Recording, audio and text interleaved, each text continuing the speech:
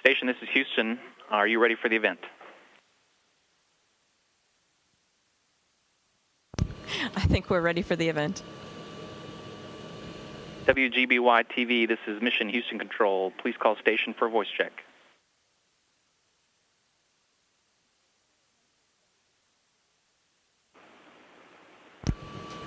I hear you loud and clear. Great, Cady. It's such an honor to have you. Can you please complete? Thank you.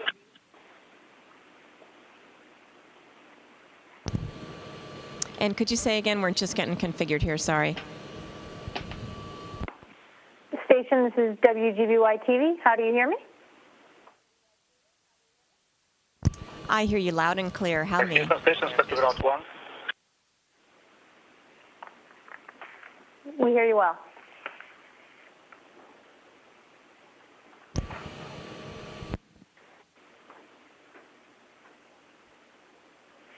So WGBY, do you hear me? I do. Can we proceed with the questions? I am ready. Great. Cady, it's so great to have you here. As a veteran of 2 shuttle missions, can you talk about how different it was between your missions with the space shuttles and going aboard the International Space Station on a Russian vessel?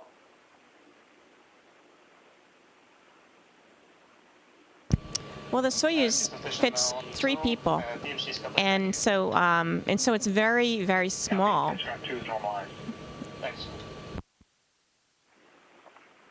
Sorry, we're just configuring audio here, so I'll start again.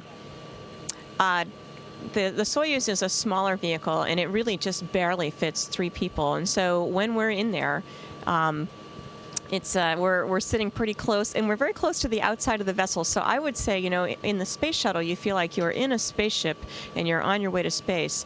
And in the Soyuz, you feel like you are the spaceship and you are hurtling into space. So it really feels a lot closer. I mean, just about 3 inches from your right foot is the outside of the hull. So it's pretty exciting. What's been the biggest surprise so far with your work aboard the space station?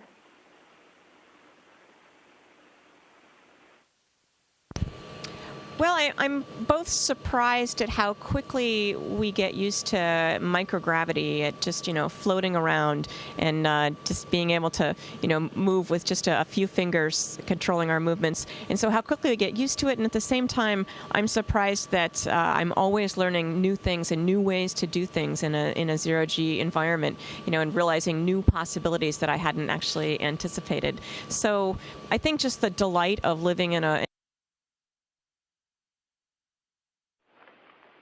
I lost her. Okay, sorry about that. Hey, that's okay. You know, it's just a busy day here, and we had a lot to do, a lot of, you know, things that needed done at a certain time, and this is just the way it is sometimes. I think we just adjusted the lighting as well. I understand. And I know it's been extremely busy aboard the space station. Can you talk about some of the work that you've been doing? It's been a really exciting time because we've had several supply vehicles, in fact, from all the international partners. It's kind of normal, or, you know, not every day, but every few months a Russian Progress vehicle will come up here, a Russian supply vehicle, and will bring supplies and take away trash. But now this year we have both the Japanese supply vehicle, the HTV, and also the European Automated Transfer Vehicle, which is a European supply vehicle. And until yesterday, we had all 3 of those here on the space station at the same time.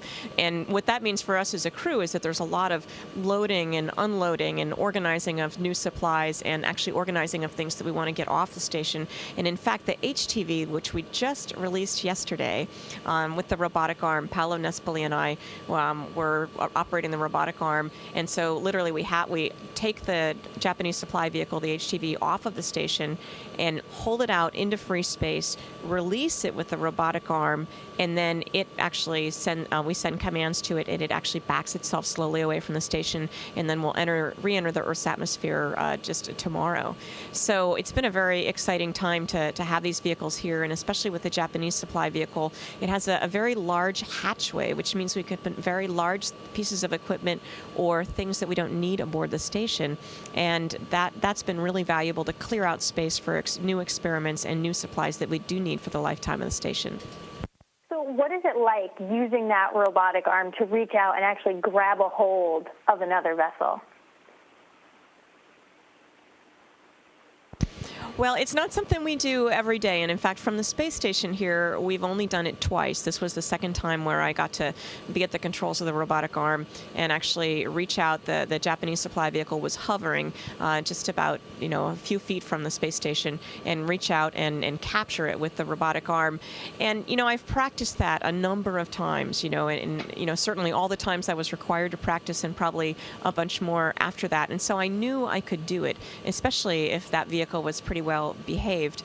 But at the same time, to do something like this, you get a little bit nervous, at least I do, and part of you kind of wonders, are you going to make a mistake? And the way that I get over that kind of nervousness is just to say, I've done all the practicing that I can do, and so I've done all the practicing that I can do, and so I'm just going to have to do my job.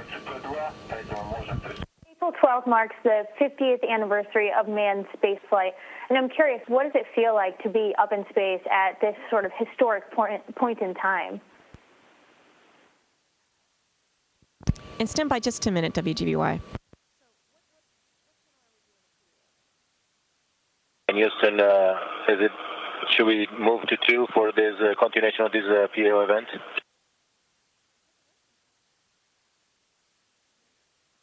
Copy.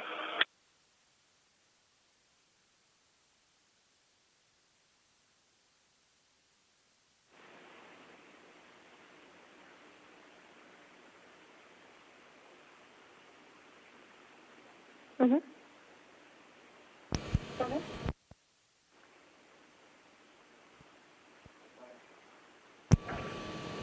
Well, and WGBY, I know this is to tape, and so I knew you could be a little bit forgiving. We're just trying to get some things straightened out. It's actually one of the logistical things up here is that we basically have 2 channels to talk to the ground. And often, there's 6 of us on board here most of the time, and we're each doing, 6 different things. And so it would be nicer to have more channels, but that's one of the capabilities that we're working on for the space station, because we are now doing so much more work up here. Yeah. Wow. So I think your question was about the 50th anniversary. Was that correct? I heard most of it. Yeah. All right, I did hear the question, if you're ready. That is, yeah. Sure. If you want to go ahead and answer it, that'd be great. Just about the 50th anniversary, what it feels like to be up in space at this historic point in time. Somehow, when we have anniversaries, it's I think pretty special, because it makes us, the fact that it's been 5 years or 10 years, or in this case 50 years, 5 decades, that people have been going to space, and started by Yuri Gagarin with the very first flight. When we have, sort of even numbers like this that cause us to think about it, I think it's great, because it makes us realize how far we've come. It also reminds us of the goals that we have had. I mean, we live in a universe. Granted, we live on planet Earth, but planet Earth is part of a universe, and it's our neighborhood. It's our I think, our path to explore it. And the fact that we are on a path, and that we have come this far, the fact that I can, call home from space, and it's considered to be a normal thing, I think that we've really come a very long way. And I'll tell you that I am very pleased and honored to be up here during a time when everybody takes a minute just to think about really how special our job is, and how great it is that real people are living in and working and doing really interesting science experiments in space every day. Cady, it's a great honor to speak with you, and thank you so much for your time today and the hard work you're doing up there. It's really nice to talk with you too, and I know that we've had a great in Western Massachusetts. It's just been great to have your station on board for the longest time, and in fact, I listen to the news up here, so I get to hear some of you.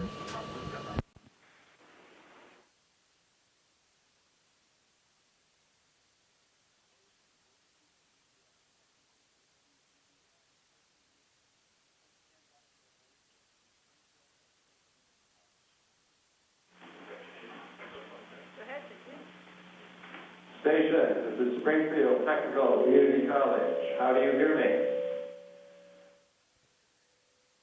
me? Springfield, I hear you loud and clear. And how do you hear me?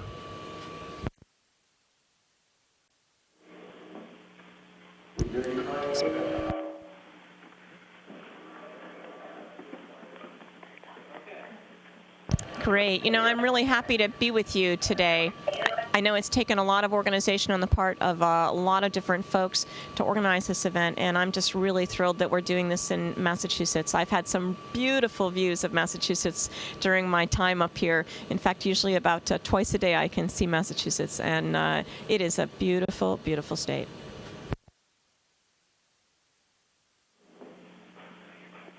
I'm Tamara Rivera from McMahon. Have you ever made a mistake but then worked together as a team to solve it? You know, we certainly have made mistakes, all of us up here, individually and as a team, we've made mistakes. And that's really why we practice. You know, one thing is to learn about the mistake itself, and then the other thing is to understand, you know, how we as people react to that and how we react as a team. And what I really like about the people that I work with, you know, both up here in space and down on the ground, is that, you know, we're all upset when we make a mistake. We don't like it. We wish we didn't. But what we're doing, our job up here, is more important than yelling at somebody for making a mistake or being mad at them about it or being mad at yourself. Our job is so important and important to do correctly and safely that we just have to put that behind us and get on with the work. And I really like that about the people I work with. Hi, my name is Angelica Nale. I'm from Kelly School. Will a dog or other animal ever come to live in the space station?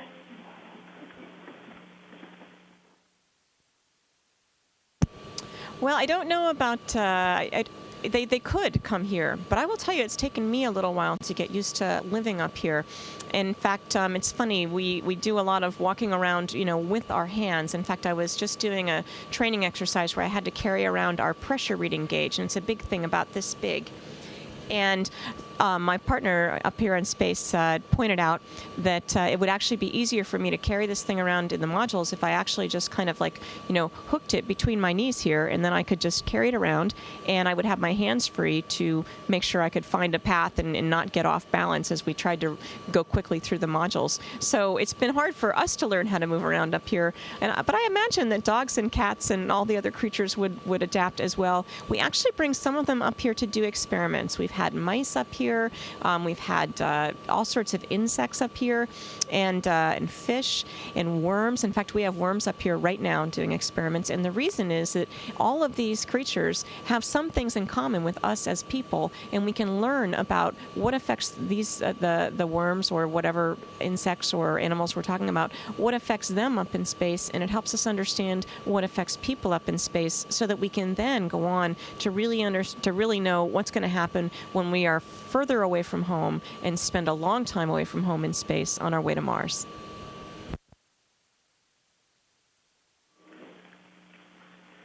Hi, my name is Emmanuel Ortiz from STEM Middle Academy. My question is, how do you keep in touch with your family, and how does your family deal with you being in space and away for so long?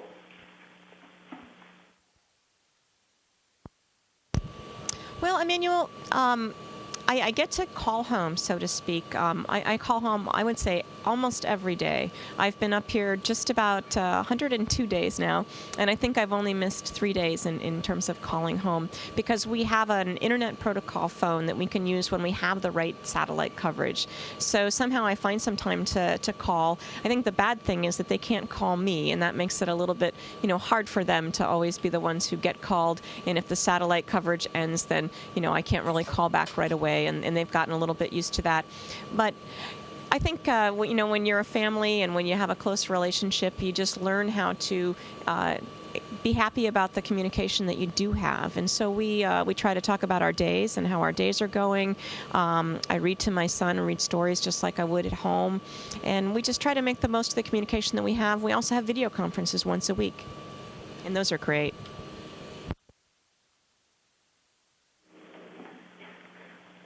Hi, my name is Laura Ernst from McMahon School. How does the ISS help prepare astronauts for a future voyage to Mars? Learn in lots of different ways. We're learning about, there's sort of the equipment side of things, about how to run a spaceship and how to make sure that a spaceship runs. I'll give you an example. We can't bring all the water that we need up here, and so we recycle our water. And I know that sounds kind of yucky, and actually I guess it is kind of yucky, but I'll tell you that when I go to the water dispenser and get water, it tastes beautiful and clean. But we are actually recycling all of our sweat, all of our urine, all of our, old water. And that seems to work out pretty well. But I'll tell you that the recycling system has been running differently than we expected when we designed it. And so we're learning lessons about how to make a water recycling system. So there's that equipment side of things. And then we're learning about how people react to being up in space. We actually lose bone mass up here because we don't walk around on our legs, and we don't send those signals to our brain that says she needs these muscles and bones. So we don't walk around on those legs, and so we actually lose bone mass at a rate about 10 times of like an older person that has osteoporosis. So we're learning about how exercise and medicines can help us prevent that. That's a good question.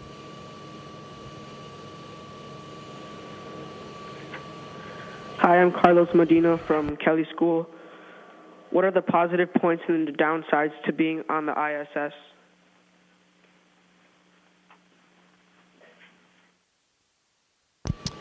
Well, for the downsides, I'm not really sure I can think of one. I mean, I know I'm away from home for a long time from my family, and there's some things that I miss. There's food that I miss. There's people that I miss. But I'm in an amazing and wonderful and magical place where, life is really different, and I'm learning more about it every single day about what I can do living in a weightless environment. I mean, first of all, it's really fun. So I just don't think that there's a lot of disadvantages, and those disadvantages that I mentioned are the same as a lot of our military people that are away from home and serving their country. I mean, they're spending time away from their families, and they're not in nearly as nice or exciting a place as this, and they don't get the view that I have to be able to look down at the Earth and see amazing, amazing things on the Earth. So there are advantages and disadvantages, but I'm really, really happy up here, and I don't really actually want to come home very soon. Hi, I'm Janelle Bryan from STEM Middle Academy. My question is, what happens if you have an unexpected medical emergency on board? It depends on the emergency. We're all medically trained, not to be doctors, but to do a lot of different procedures, and especially we have an automatic defibrillator up here if somebody has some kind of a heart problem. So we're well trained in all the basic procedures, and the ground is just one phone call and one video call away, and we have doctors that are there all the time. And so we can always call and get their help, and if it's something where they need to show us something or tell us how to do something, then we have ways, and we've practiced ways of doing that. And if it's really an emergency, we could actually be home in probably about 15 hours. Because we just climb in our Soyuz, in our spacecraft, and deorbit and land on the Earth. Hi, my name is Ana Diaz, and I'm from McMahon School. My question is, do you remember the exact time you realized you wanted to be an astronaut, and what did your family and friends say when you shared your dreams with them? Anna, you might find this surprising, but when I was growing up a long time ago, it was actually strange for girls to become astronauts. Now, I think you probably could think of a couple of women astronauts. And so I think it's really great. But when I was growing up, it was something I didn't even think of until I met Dr. Sally Ride. And she didn't remember meeting me. We've talked about it since. But all of a sudden, I looked at her, I shook her hand, and I thought, well, she's a real person, just like me. And maybe that means I could do that job. And that's actually why I'm here talking to you today. Not so much so that all of you become astronauts, but so that you realize that people who do the jobs that you think are so cool and amazing, those people could be you.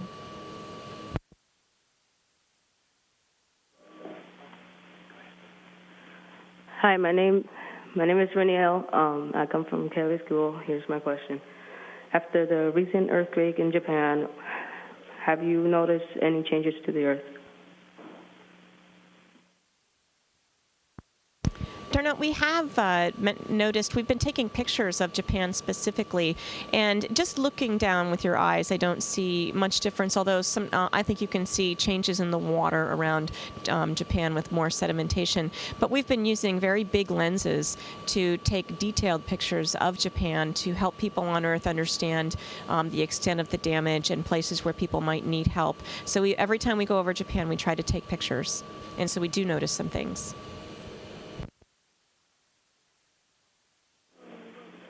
Hi, my name is Divine Davis. I'm from STEM Middle Academy.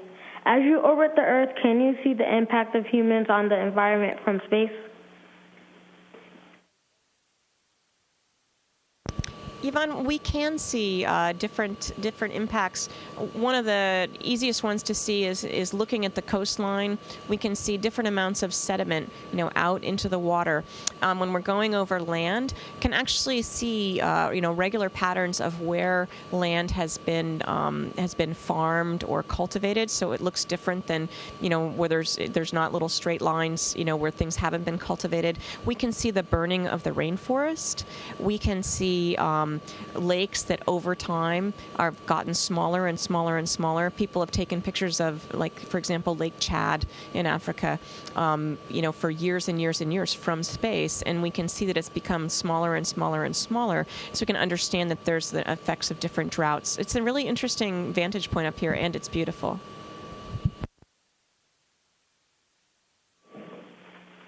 Hi, my name is Megan Damaris from McMahon School, and my question is, what kinds of experiments are you doing right now, and are any long-term?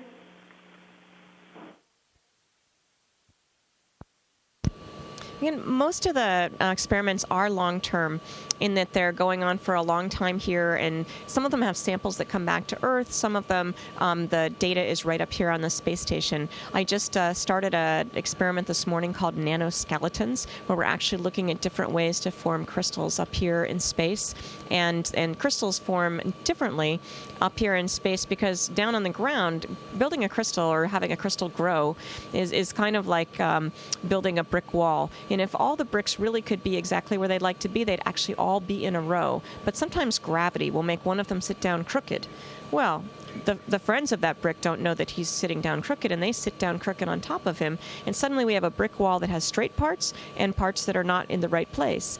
And so those can be defects, for example, in electronic crystals that we use for computers. So there's lots of different kinds of experiments. The ones that I think are really interesting, at least for me to look at, involve growing crystals and also fluid experiments. Fluid experiments where we get to understand what the fluids are doing, and that's pretty neat because they all float around. My name is This is Mission Control Houston. We're in a break as we hand over from one satellite to another in the Tracking Data Relay satellite constellation. As soon as we get the satellite signal back, we'll resume our event with Cady Coleman aboard the International Space Station and students at the Springfield Technical Community College in Springfield, Massachusetts. Cady on one. We're just waiting for KU to lock up. Cady.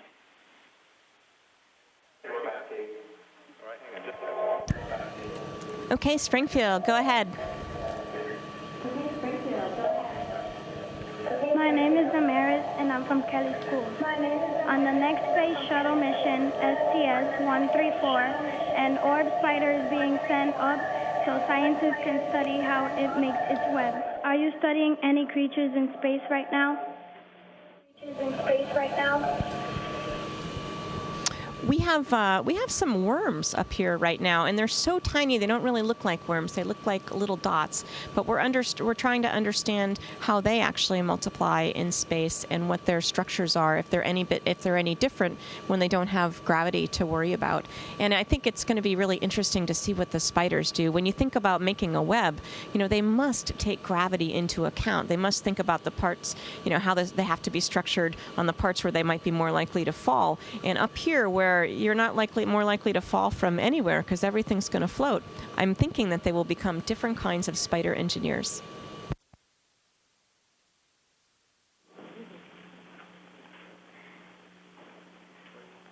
Hi, my name is Francesca from the Middle Academy, and my question is, How do you all get along on the ISS, and how do you resolve conflicts?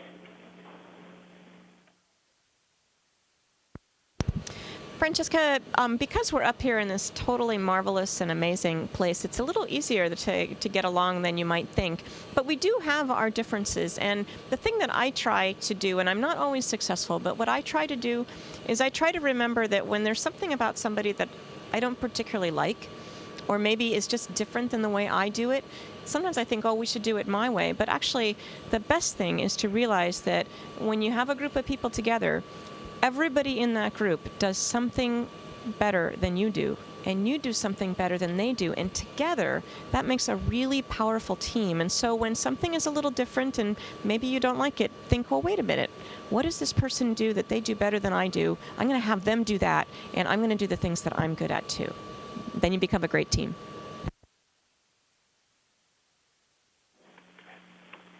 Hello, my name is Dominic Evans from McMahon School.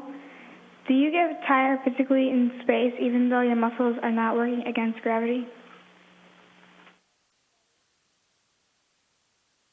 Dominique, we do get tired, partly just working really hard. I think my head gets tired. You know, we work pretty hard every day, and at the same time, we also do almost 2 hours of exercise every day, and that's because our muscles don't get a workout unless we actually do some exercise, and we use a weightlifting machine that is based on vacuum. So I'm literally pulling against a cylinder inside a cylinder that that has just air, or no air back there, and when I pull, it's really hard. And so we can adjust the weights to make them hard for us. And I do all sorts of exercises. I do squats, and I do deadlifts, and I do arm exercises. And so I will be actually very tired at the end of a day.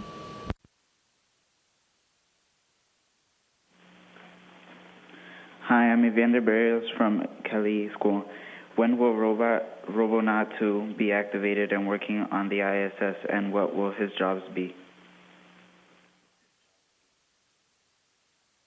We are all very anxious to activate Robonaut and start him working. Although I will clarify that, you know, in terms of what he's up here for, he's up here so that we can understand what robots can do and how the way they work mechanically is affected by the lack of gravity, so to speak. I mean, let's say I want Robonaut to reach out and then push a switch, whatever he gets some signal. Well, without, you know, on the ground, all those calculations that tell Robonaut how far to put his hand out and then how hard to push on the switch, they all take gravity into account. And so when we take away that variable, we need to understand how to change all the equations that define his motions. So that's one of the things that we'll be looking at. And we'll also be looking at how people and machines work together. What's scary about that, what's interesting, and what are the possibilities that we haven't even thought of. And that's why Robonaut's up here.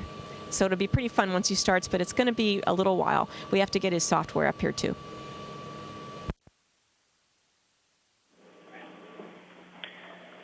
Hi, I'm Damani from STEM. On the ISS, you work with people from all over the world. Have you ever had any problems with communication?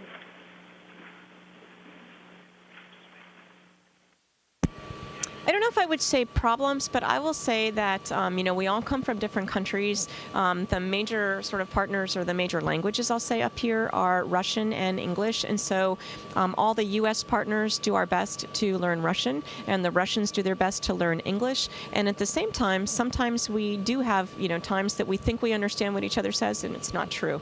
So we actually always have to be listening for when we might have a miscommunication, and just explain patiently to our other crew member, or vice versa, that we've misunderstood. And we work out those systems while we're training together, and so we're pretty good at it by the time we get up here.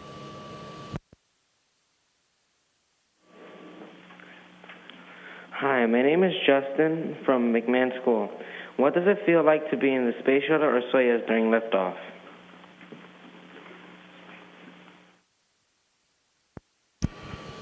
Jason, it is so exciting. It's pretty amazing. You know, you're sitting so close in the Soyuz, so close to two other people. I'm on the right side, and Dima's in the middle, and Paolo was on the left. And there we all are with our knees almost touching each other, and we're in a spaceship, and the clock is counting down. And I will tell you, when that rocket lit off in Kazakhstan, it was totally, totally amazing. And immediately you are just hurtling through space, and it's happening so fast. And it's mostly, I think, just really exciting because you realize that here you are, a regular old person who just worked hard, and you're getting to go to the space station to live and work up there for 6 months. So it was really just exciting to be on that journey. And 8.5 minutes later, there we are in space, and that was pretty neat as well. Hi, I'm Gilberto Maderos from Stubmill Academy. What happens during an emergency on the ISS, such as a fire? Now, that is a great question, and one of the reasons why I just came all at the very last minute to our interview today was that we were practicing what if an emergency happens, and that's what we do. We practice those things and make sure that we don't just kind of know the plan in our head, but we've actually practiced it together. Who's going to do what the valve that you're supposed to go and close, what that really looks like. The emergency that we practiced today was, what if there's a hole in the space station? What are we going to do? And we have a system. We've got a really big space station, and the first thing we do is actually make sure we're all safe, and then we close one of the hatches in the middle, and we figure out which half is leaking. And then within that half, we figure out which part is leaking. And while we do that, we always make sure that we can get to our rescue ship, which is always attached to the space station. So we practice those kinds of things, and the same goes for a fire and other emergencies that happen up here, and we take them very seriously.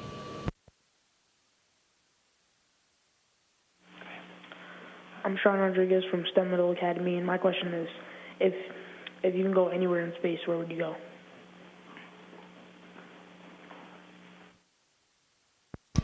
If I could go anywhere in space, I'll tell you I'm very happy just orbiting the Earth like I am 16 times a day. I mean, I just love being up here.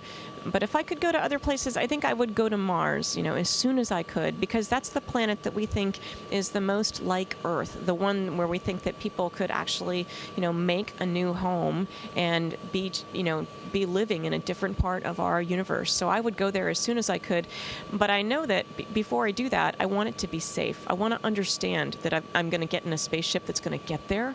I want to understand that I'm going to be able to come home once I've been there.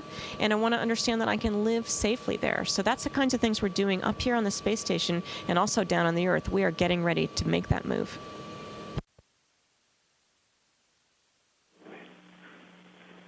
Hi, my name is Victor Figueroa, and do you think the space program would be different if we hadn't landed on the moon?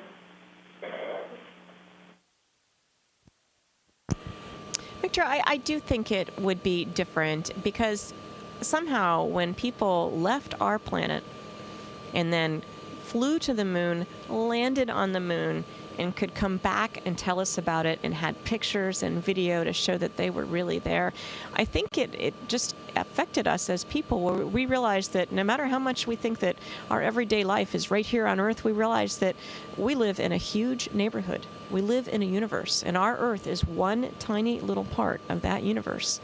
And we were meant to find out what else is out there. So I think that the fact that we landed on the moon gave people the courage to be really sure about the fact that they were saying, let's go further. Let's invent spacecraft. Let's invent life support systems. And let's make sure that people are ready, kids are ready, for when they grow up to be adults to come and go to other places. And the fact that all of you today are asking these kinds of questions, you're getting ready, and I'm really proud of that.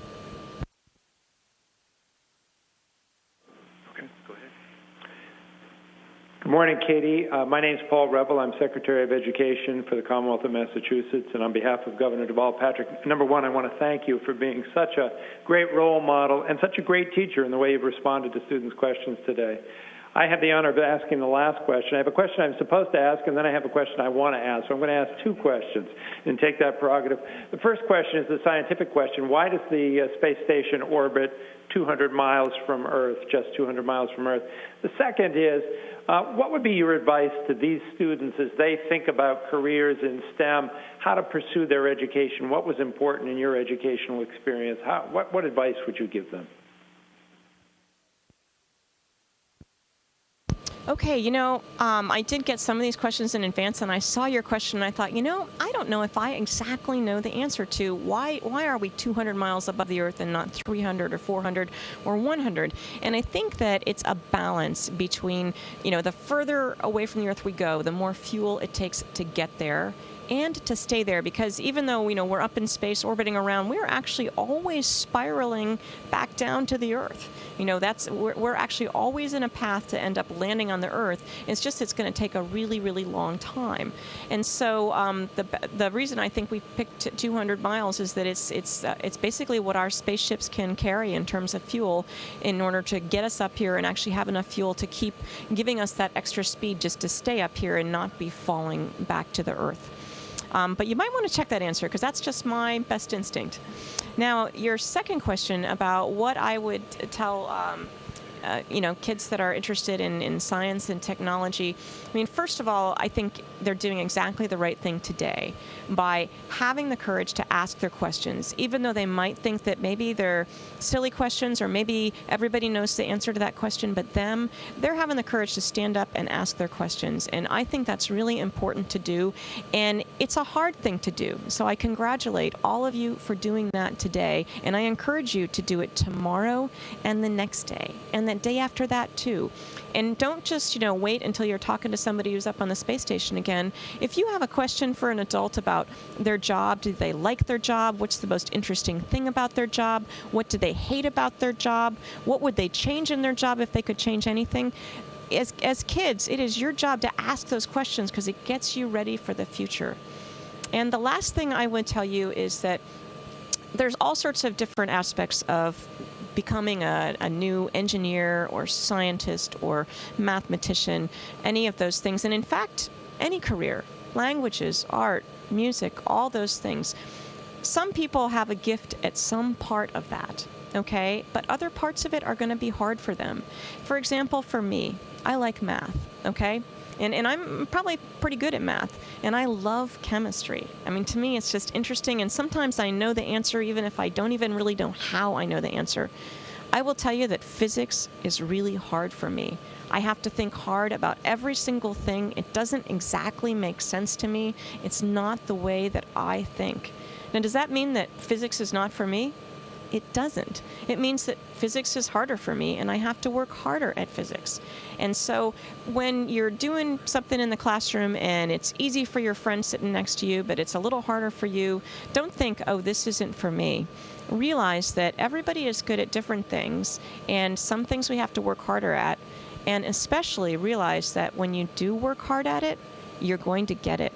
That practice is really going to make perfect. And if you learn things step by step, you're going to know just as much as your friend next door who maybe knew it a little faster.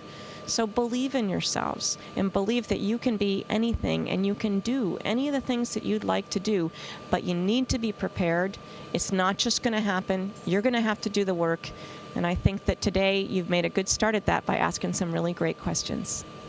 Station, this is Houston ACR. That concludes the event. Thank you. Thank you, WGBY-TV and Springfield Technical Community College. Station, we are now resuming operational audio communications.